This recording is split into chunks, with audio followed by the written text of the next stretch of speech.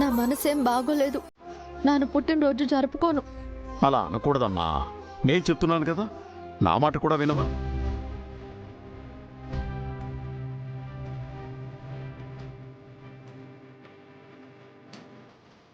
రుద్రా, బయటికి వెళ్తున్నావా?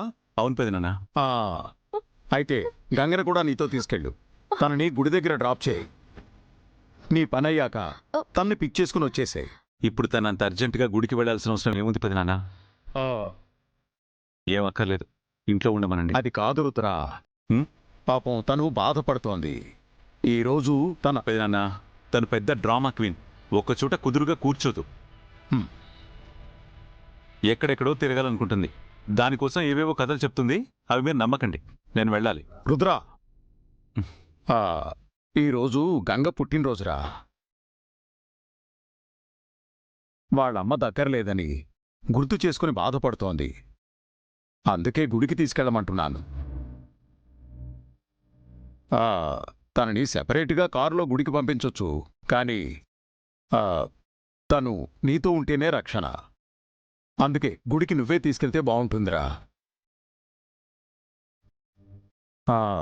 మన ఇంటి కోసం తను చాలా చేసిందిరా. తన కోసం మనం ఈ మాత్రం కూడా చేయలేమా?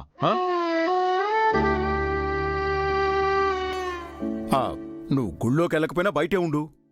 తనే గుళ్ళోకెళ్ళి దండం పెట్టుకుని వచ్చేస్తుంది. సరే పెదనాన్న. గంగా, పద. గంగా, వెళ్ళు. వద్దులే పెద్దోరు. రుద్ర సార్ ఏదో పని మీద వెళ్తున్నట్టున్నారు కదా. సారు చాలా ముఖ్యమైన విషయం గురించి తిరుగుతున్నారు. నా వల్ల సార్కి టైం వేస్ట్ కాకూడదు.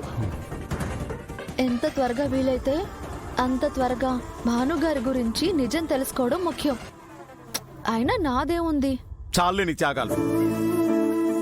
నీకోసం ఒక అరగంట రుద్ర గుడికొచ్చినంత మాత్రాన కొంపలే మునిగిపోవు. నేను చెప్తున్నాను కదా, రుద్రతో పాటు గుడికెళ్ళు. వద్దు పెద్దోరు, ప్లీజ్. వెళ్ళు రుద్ర, నువ్వు తీసుకెళ్ళు. వద్దు పెద్దోరు, నానే వెళ్తాను. వెళ్ళు.